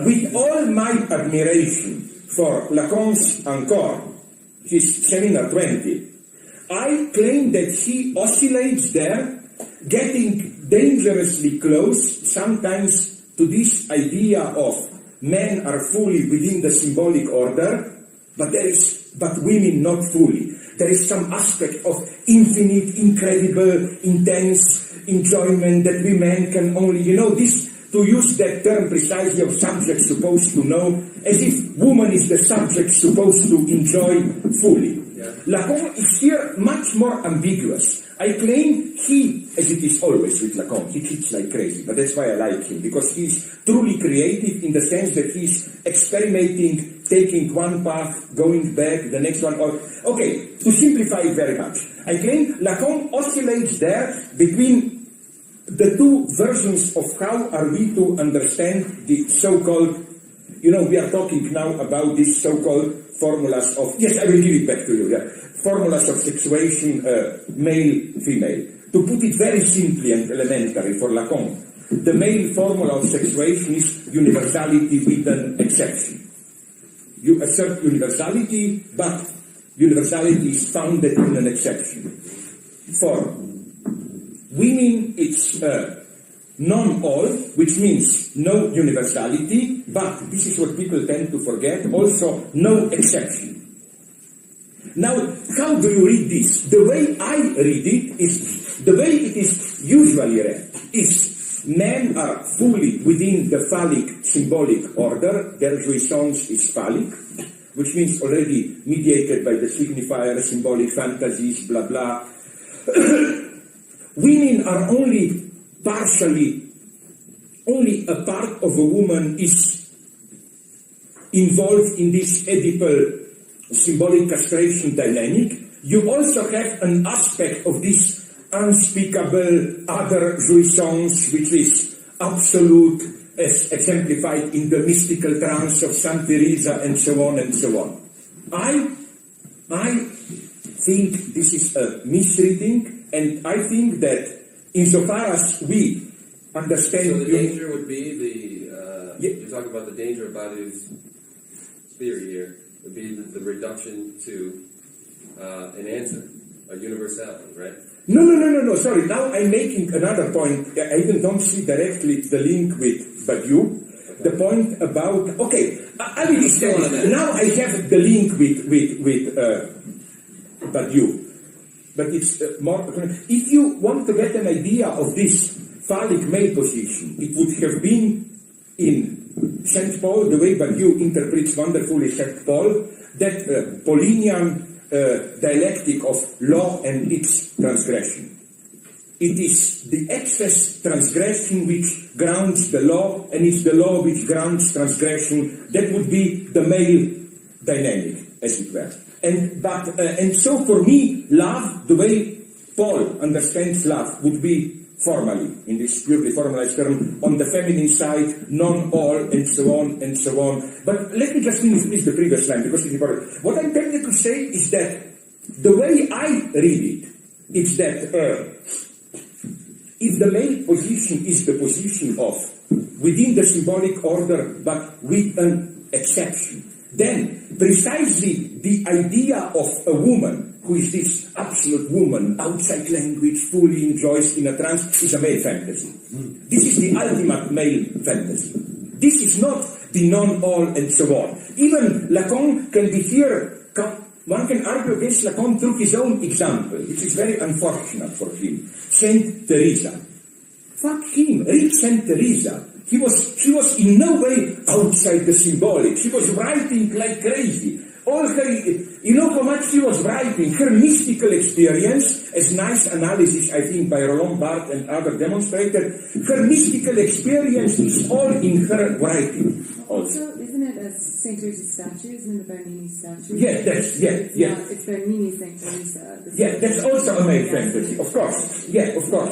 Bernini and, you know, the greatest movie of last year, the total shit. My God, it's not good, and I wanted to like it. The demons and the angels and the demons. You also we are all waiting for the big. It's out in 1 month from now. The new one. The new Dan Brown. Don't you follow world culture and stuff? Okay, let's stop this obscenity. Sorry. No, but seriously, what I want to say that the way I read it is that the very idea that there is one side of woman, the mask, the civilized woman, but that beneath there is the true absolute woman. You know, she, like she with capital S, like, you know, that famous male chauvinist Rider Haggard, the author of Solomon Mines novel.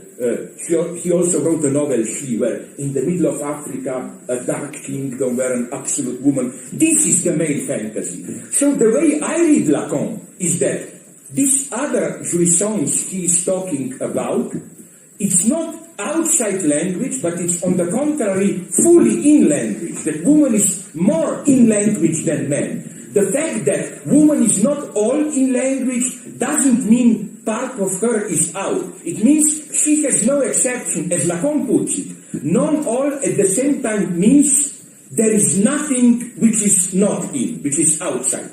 Lacan is much more paradoxical here. So I claim that Lacan's point is that universality needs a founding exception. Once you're on the feminine side, you no longer need an exception. So I think, again, all this topic, even Kristeva falls for it. No. You can't relate that to infinity and zero, though? I mean, your very examples right there? I think I'm not good enough here. My simple answer, it's an extremely simple answer, would have been that in order to do this properly, but I'm too stupid and confused now to do it, would have been to relate to all this, it wasn't, my God, Frege, who did that? Who did the different infinities, but you liked him? Cantor. To go to Cantor, different types of infinity. That to put it in very stupid terms, male infinity, this the phallic orgasm that you mentioned, is still, I would say, no, okay, I'll put it in this way. When you have one orgasm, you want to go on. But the male formula would have been the simple pre-Cantorian infinity. On, more. It's kind of a linear simple infinity. You need to get the infinity of feminine jouissance. You need a different type of... What was an idealist finite, more or less idea. I was trying to... I know, but, okay, what I wanted to aim at, but we will look at that today, would be the Hegelian notion of infinity as self-relating without exception. I wanted to come at this later. But again, the point, let's at least conclude with this. What I wanted to conclude here is that, again, beware how you read Lacan. That don't fall into this trap of, feminine jouissance, some mysterious feminine excess, and so on, which is why I think women should like that apparently anti-feminist idea of, although it was proposed by a woman, as you must know, of femininity as a masquerade. This means precisely that woman is more of a subject. Masquerade means like onion, you just have layers of masks. In the middle, it's nothing. What's this nothing? This nothing is the Cartesian subject, who is a nothing. And if you read German idealists at its deepest, for example, Schelling somewhere, has a whole idea where she claims subjectivity at its most radical is feminine. This is why, incidentally, I'm pro-Cartesian. You know that the standard feminist line, unfortunately, is Descartes is a male chauvinist, his cogito may appear neutral, but is in reality masculine. I think, on the contrary, it's feminine, which is why it's not an accident. I don't know if you know this, it's simply a historical data. Do you know that Descartes' first and most enthusiastic public were women?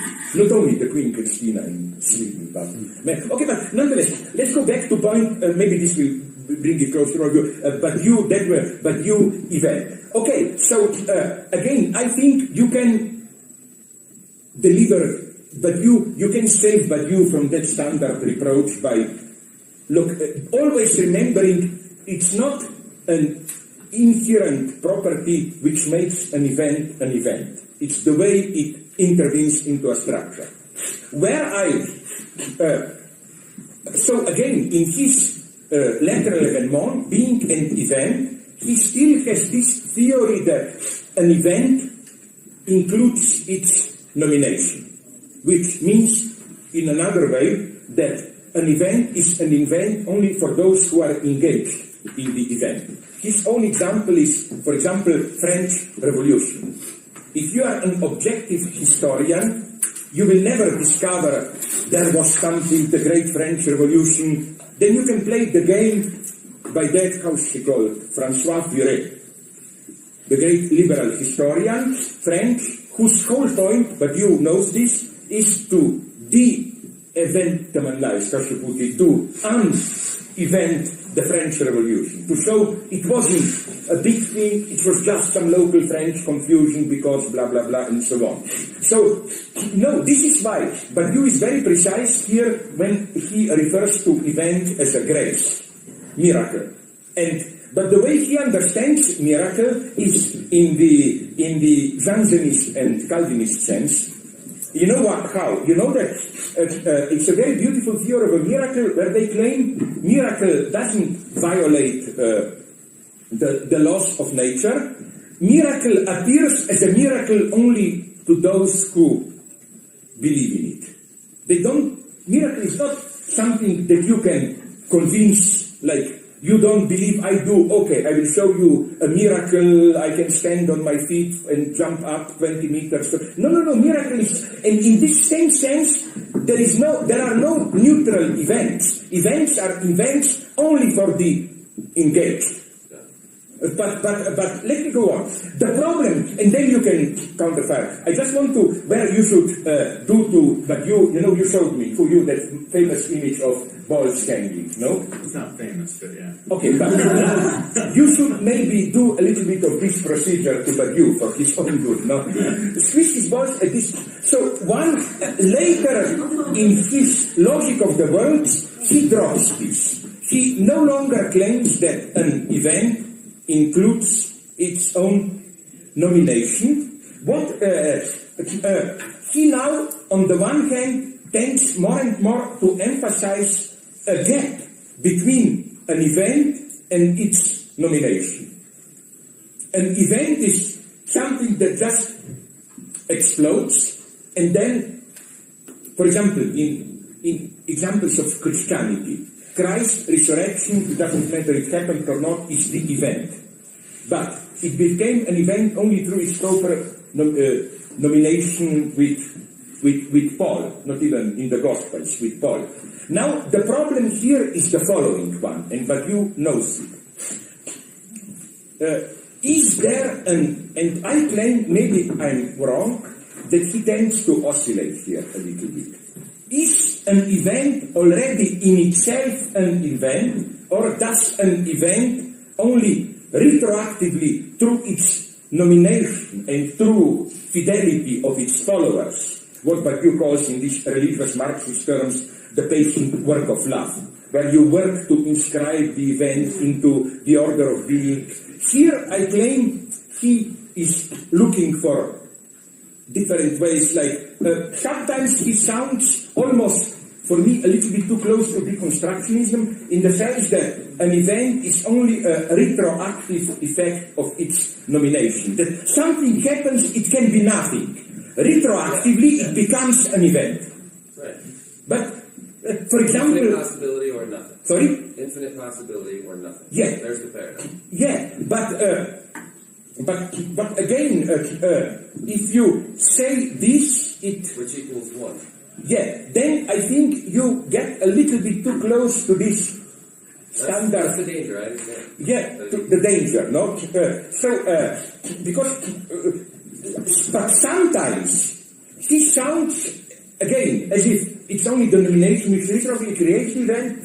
On the other hand, sometimes he plays on an event as some traumatic occurrence for which we always look for a proper nomination, but we find it difficult even to find a proper name for it. For example, when he writes about 20th century or 19th century revolutions, sometimes he says that maybe all this Marxist terminology of class struggle is a wrong name. But fuck it, a wrong name for what? So is it as if this, she as it were oscillates between these two. So my solution here is prior work. He wouldn't agree. No, it's of course Hegelian, Lacanian, both at the same time. My solution is even very is that no, I want to avoid both deviations as a Stalinist, right wing and left wing. Right-wing deviation would be a naive substantialism. There really is an event, a miracle happens, whatever, and then we try to catch up with it, what it is, blah, blah, blah. But, as we like to say, there is a remainder, we never can do it, blah, blah. Then, the other deviation, left-wing, would be this deconstructionist game. All there is only a flux game language, and retroactively, but in a totally contingent way, some things are elevated into the status of event, and so on. I quote what he said last night, and that seems to be deviation. He said, this is, this theory of this is basically against the brutal use of dualism. So I think that's the absolute shit. And okay, so let me go on. So negation is not describing. No, but the negation of it. But let's go back to the event. My solution would be the following one. Again, maybe you know this. I often this example, but I found it beautiful. In my books, what happens in Einstein, I simplify it very much. I know, but to simplify it. In Einstein's passage from special to general theory of relativity. As you probably know, one of the key moments of Einstein there is this, how do you pronounce it in English? Curved space, curvature of space. That the space is not straight, blah, blah. No? Okay. Incidentally, this has wonderful uses for psychoanalysis, because what Lacan calls desire, the paradox, to put it in a very simplistic term, of curved space is that precisely sometimes the shortest way to get from A to B is not the straight line. But because the space is curved, it's faster if you go around. But that's desire. Isn't the whole point of human desire that, sorry again, I love Christina. If I just jump on her and screw her, no. You must, the whole point is to make a detour. No? In other words, the space of desire is a curved space. No? Okay. But what's the shift?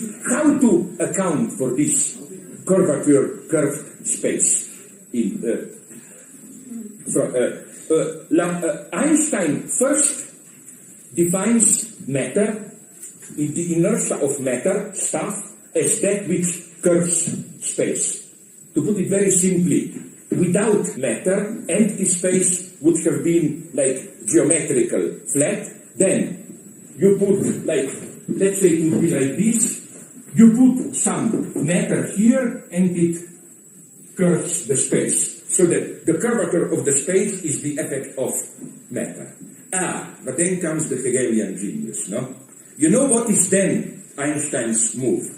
To turn things around. To say that, no, the curvature of the space is original and matter is just an effect of the curved space. I love this purely formal materialism. You can get rid of this. I hate this vulgar materialism where you think, it must smell, you must feel it, like the inertia of matter. I claim that today, and here I agree with Badiou, let me go back to that point of infinity and so on. Did you notice something very strange? Now, in the 20th century, it started with Heidegger. Finitude became more and more the last resort of spiritualism, idealism. Before, in the 19th century, to be for finitude was usually the vulgar materialism. Only finite, real, material things exist, infinity is a metaphysical dream, and so on and so on. But then, today, more and more, it is science in its pure formalism which gets more and more infinities, and here, Badiou is right, as far as I can understand. I talked with some mathematicians, partially, I hope I understood them, that this is the result of Cantor revolution, where, you know what's the point? Till Cantor, infinity was linked to the one. Infinity was the transcending one and so on. From Cantor you have a multiple infinity of the multiple. But what I'm saying is that, for example, look at the cinema. Isn't it strange that the author, who is maybe the most spiritualist movie maker of the 20th century, the Russian guy, Tarkovsky, is at the same time the most materialist? Do you remember how a spiritual experience looks in Tarkovsky? It's not heaven. You immerse yourself deeply into the earth, all the dirt, mud, water, and so on. This idea of materialized spirituality. So I think that in this sense we live in paradoxical time where finitude no longer acts, but to emphasize that we humans are thrown into a world, always a finite situation. Precisely this limitation opens then up a space for some divine spiritual otherness. Of course, as they will say, this is post-metaphysical otherness. You know all this crap, I don't like it, maybe you do, pseudo-Levinasian or whatever, when you say, of course there is no God as a positive entity, but there is a void of otherness. And out of this void, some X is addressing us and so on, you know, all this again and so on and so on.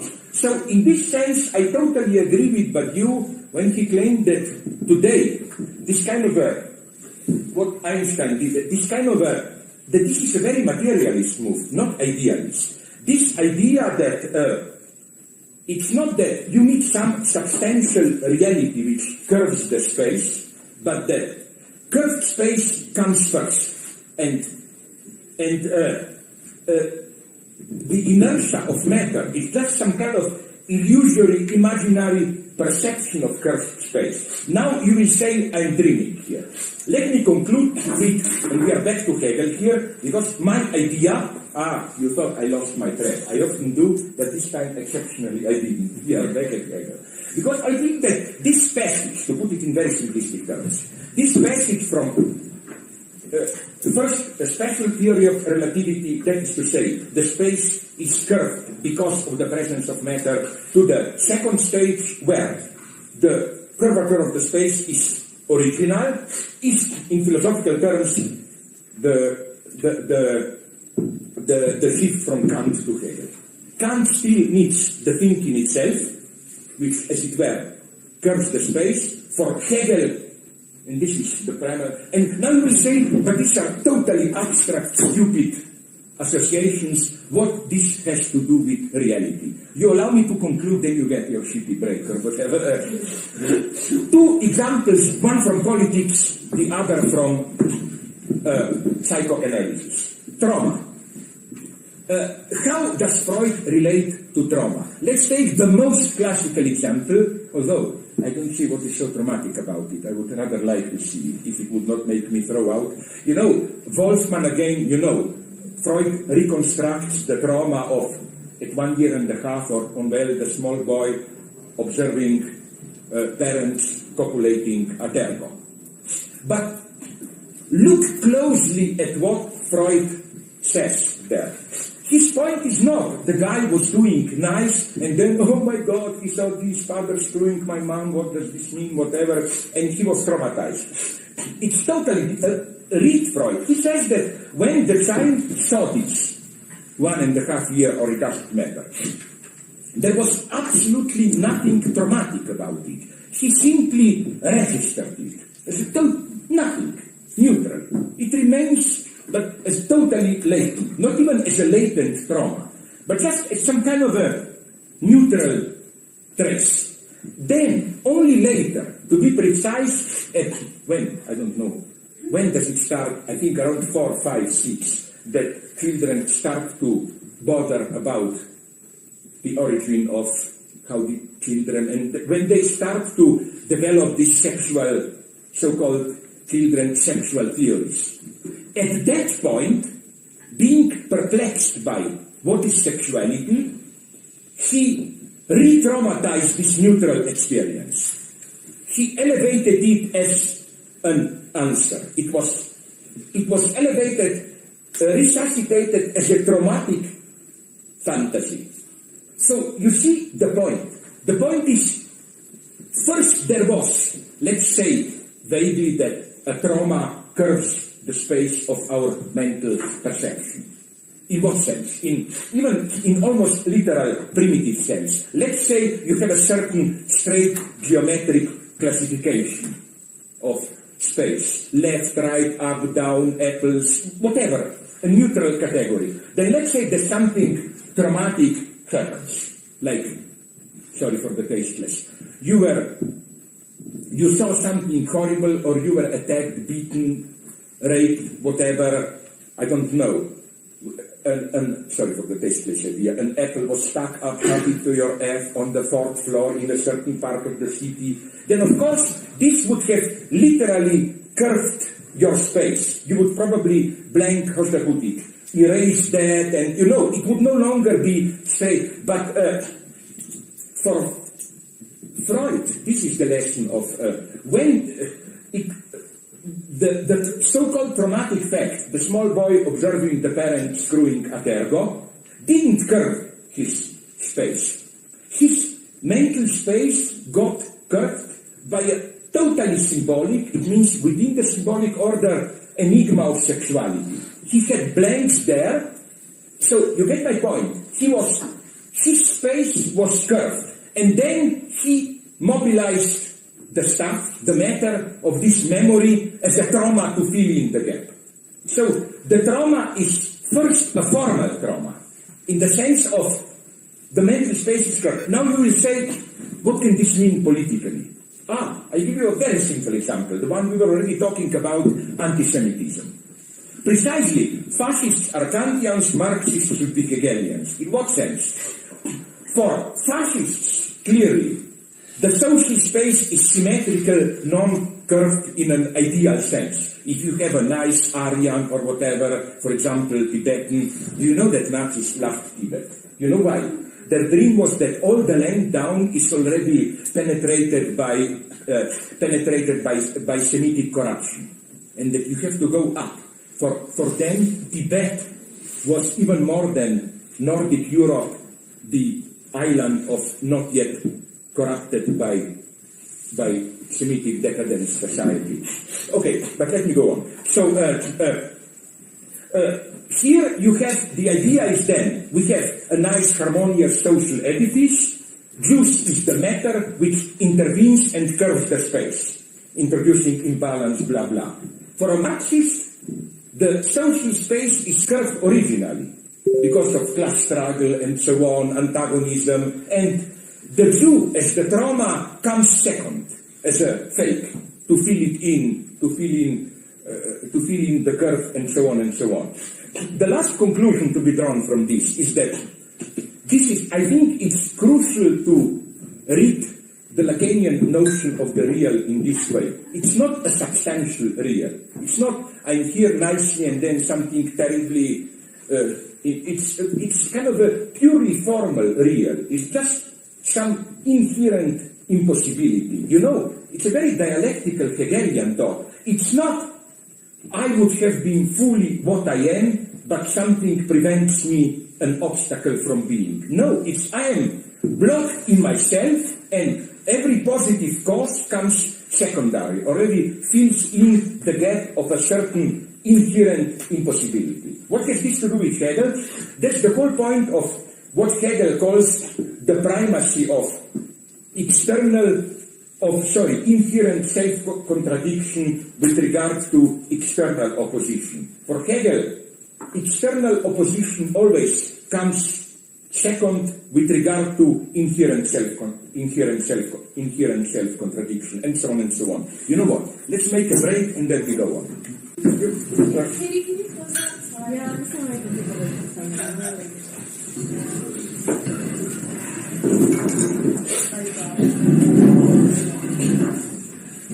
Okay, so we did a little bit of identity. Let me go on with what does Hegel mean? Just a couple of simple examples, just that you get the motion. What does Hegel mean by negation of negation? It's a self-related negation, but in a very precise sense. It's not simply, you know, but you explained yesterday, you have, let's say, two possibilities only, A or B, there is no third, so if you negate A, you get B, if you negate B, you get R back to A. No. It's something different. One can even say that only the negation of negation is a radical, is a true negation. Or one can also put it in this way. The first negation moves within a certain field. It's only in a negation of negation that the field itself is negated. What do you mean by this? Okay, let's go to examples.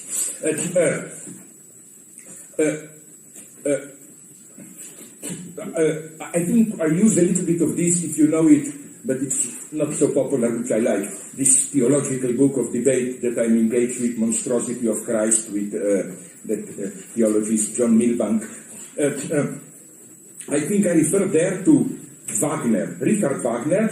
He wrote already, when he was relatively young, a piece of drama which he then planned to put to opera Jesus of Nazareth. And there I think he interprets in a wonderful way this, these big formulas of Jesus, this radicalization of the sin. Katie, can you close that slide? Yeah, I'm just going to take a look at something.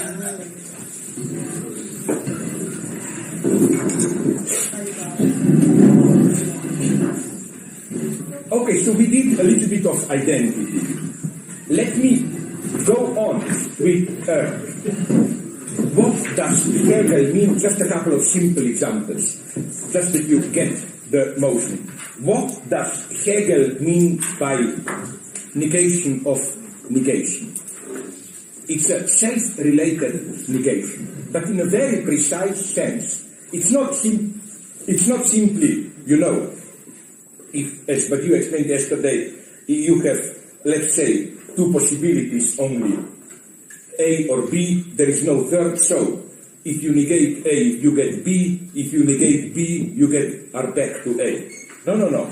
It's something different. One can even say that only the negation of negation is a radical, is a true negation. Or one can also put it in this way. The first negation moves within a certain field. It's only in a negation of negation that the field itself is negated. What do you mean by this? Okay, let's go to examples.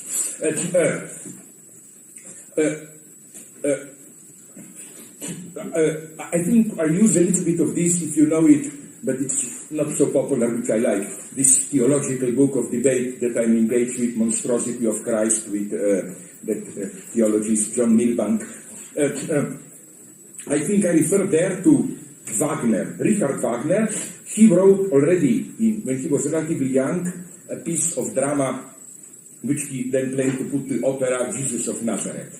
And there I think he interprets in a wonderful way this, these big formulas of Jesus, this radicalization of the simple Jewish injunctions, like you know.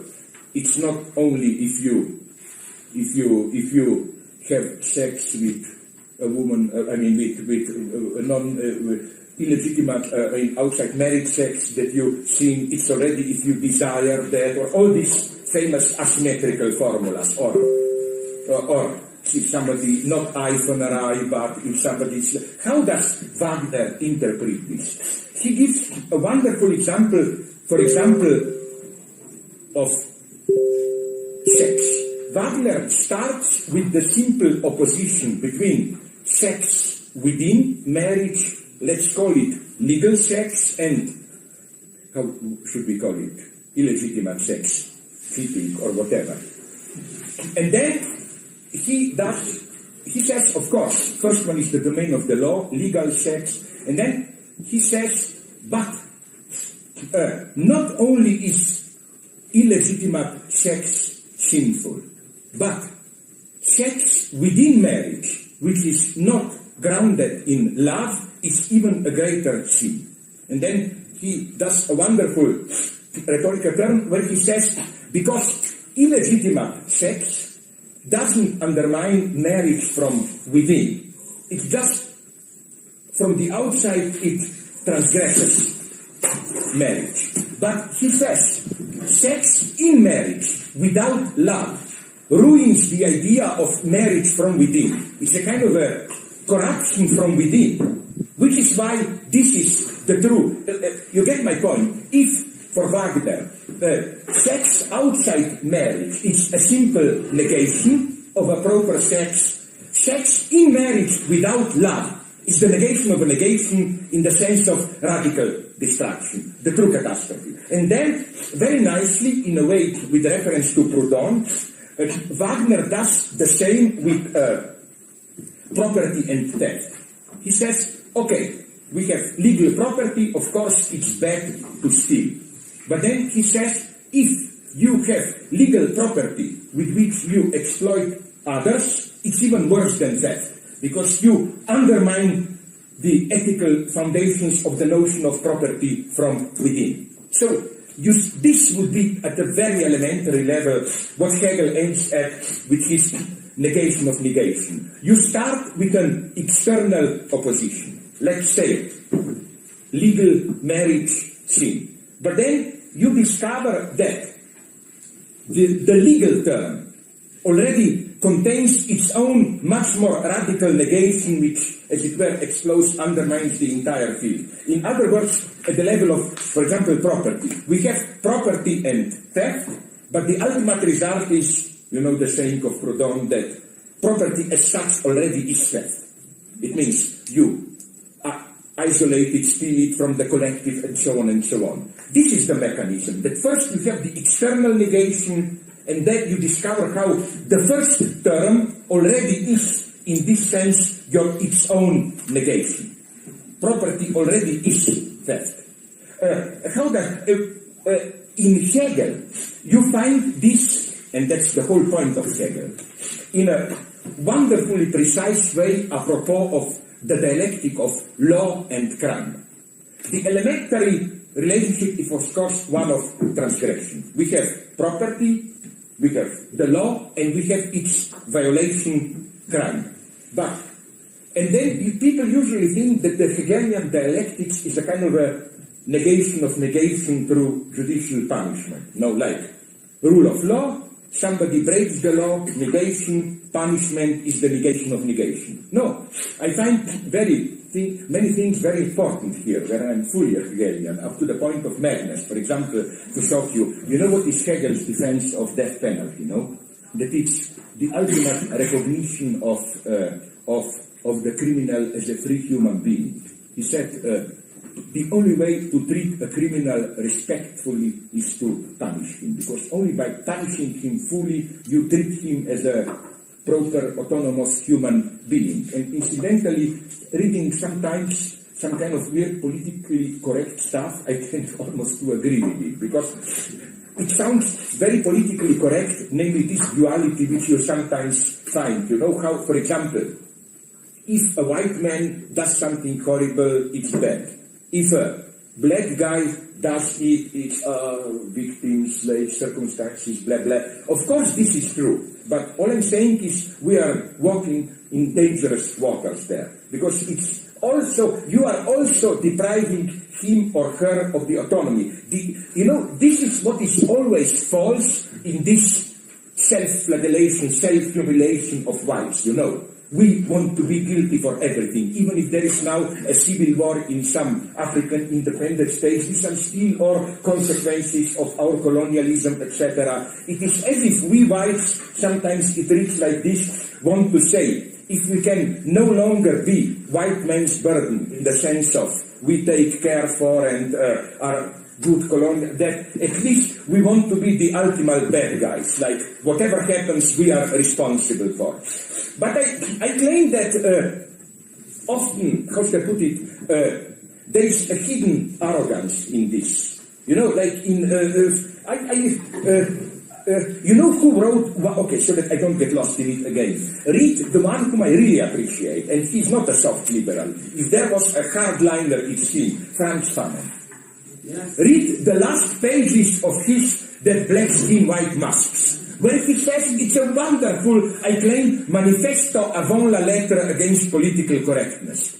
Where he openly, he says, I find no satisfaction in eternally putting the blame on the white man and so on and so on. He sees the utter falsity of this eternal victimization. Are you aware you are guilty for slavery 5? And he even in advance attacks that Black Athena stuff, where he said, I know it would be wonderful to discover that there was somewhere in Egypt, let us say 300, 400 years before Christ, a philosopher who was in constant dialogue with Plato, and to prove that Plato stole ideas for him, but he says brutally, it matters nothing for liberation politically today, and so on and so on and so on. So again, I fully subscribe to Fanon, where Fanon is much more problematic for some people. All he said about liberating force of violence and so on and so on. I'm not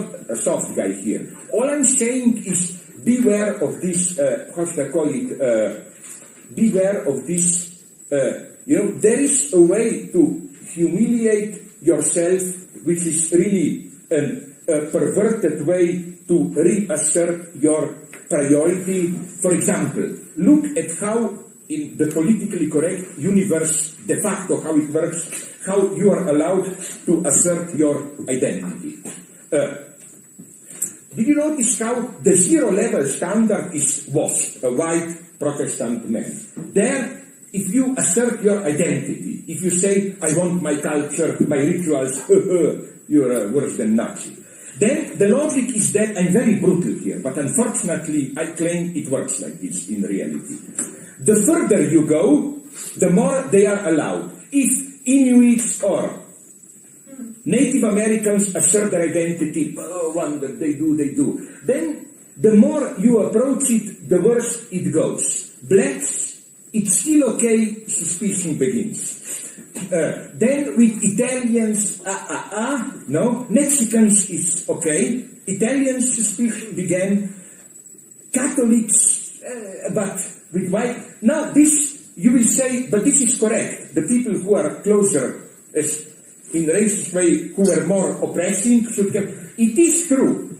But the problem is that this position of the most guilty one, also reserves to you the universal position. These same white people who are ready to renounce their identity, yes, we are guilty, the worst exploiters, we do not have right to celebrate our identity and so on.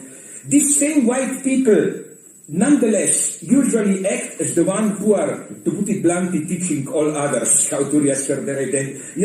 There is always, again,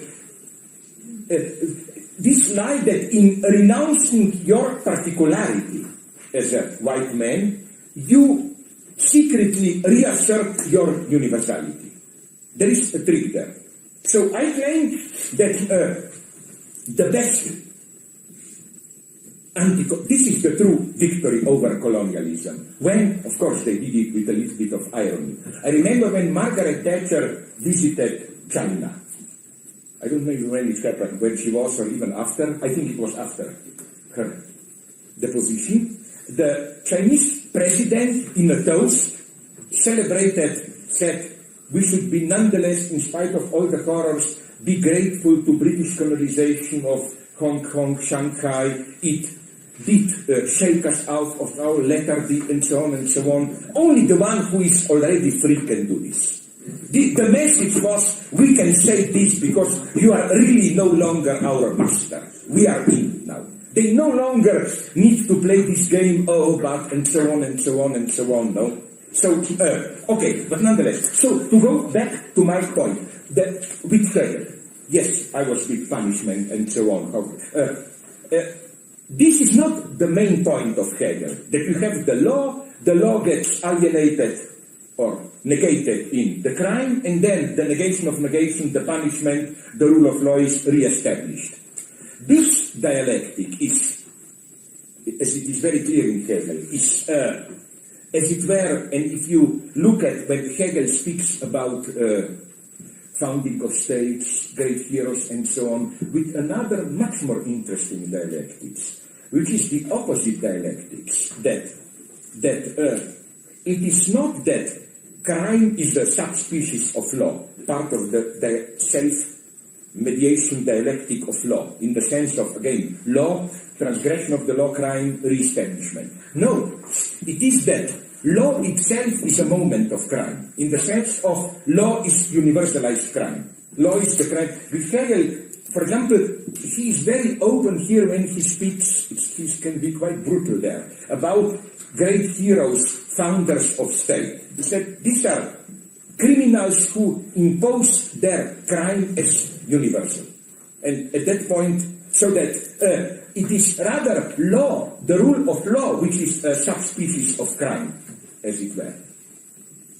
And again, that's you can study it in detail about how Hegel is very clear that every power at the origin, as Benjamin would have put it and all that stuff, not divine violence, but mythic violence and so on, this idea of violent origins of the law and so on and so on. So in other words,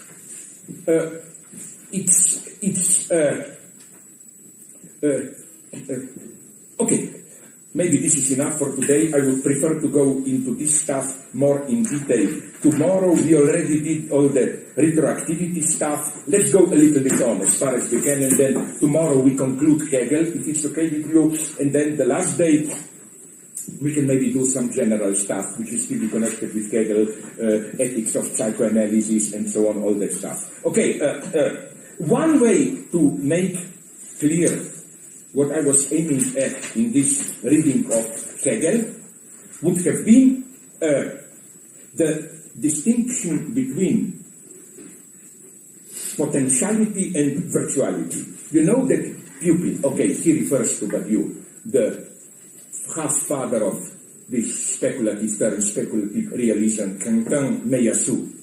Maybe you know his book, it's an excellent book of ontology, After the Finitude. It's one big attack against this Kantian transcendental horizon finitude thinking. Okay, but let's not go into this. What interests me is the way this guy, Meillassoux, proposes a distinction between potentiality and virtuality. His idea is that potentiality and along the same lines he distinguishes between chance and contingency.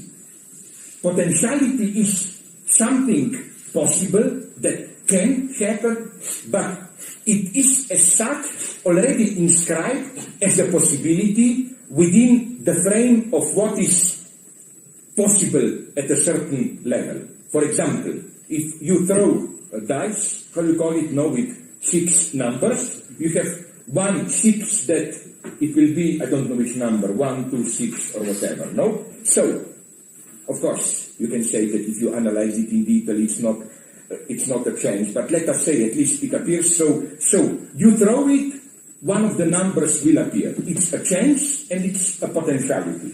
But for him, contingency is when something, virtuality is something which emerges in a contingent way, is something which formally has the status of a miracle.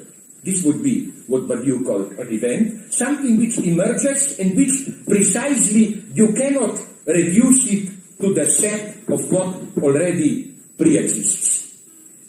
Of what already pre-exists. So his idea is that he tries to link this then to the relationship between time and space. That in potentiality, space has priority over time. That is to say, what can emerge in the course of time is always already inscribed as a possibility in the spatial constellation. For example, again, you throw a dice, one of the 6 numbers. It's a chance, potentiality, but possibilities are realized which pre-exist. For him, virtuality is when something emerges, as it were, ex nihilo, from nothing, in the sense that it's genuinely new. It's literally a product of time. You cannot reduce it to its causes. Or, as Meillassoux puts it in very nice term, that it's the actualization, something happening which creates its own possibility. You cannot isolate it in advance as possible. And then, of course, I love this, insofar as we do as we usually do, insofar as we understand God as this eternal, atemporal set, network of all possible worlds. God knew everything in advance. For him, I love this. Miracle is the ultimate proof of materialism. Because miracle means precisely that something happened which was not yet included into this matrix of all, this eternal matrix of all possibilities by God. What all I wanted to tell you is that then the great problem here, and here I disagree with Meillassoux, incidentally, his reasoning is much more complex here. Because, sorry?